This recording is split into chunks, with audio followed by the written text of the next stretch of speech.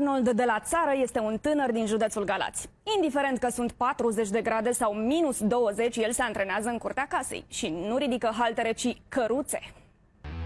Asta este sala mea de fitness.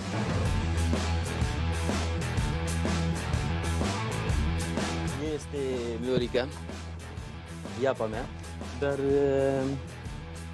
din păcate de când m-am apucat eu de acest sport și să fac la căruță, ea a intrat în stand-by. De 3 ani Ionuț trage la căruță și e supranumit Arnold de la țară. Se antrenează 6 zile pe săptămână. Am trecut la un lucru mai avansat, adică căruța. Mie îmi place munca mai hardcore. Pentru început vreau să concurez la culturism. Apoi vreau să devin profesionist. Câteodată mai cert, stai liniștit, nu știu ce, dar dacă nu îi place, poate să dărâme și casă. Mama lui îi face toate poftele. Arnold din Galați mănâncă 7 pui pe săptămână, 50 de ouă și multă brânză. Roșii, păsări, după cum vedeți, vită, tot ce îmi trebuie am și în curte.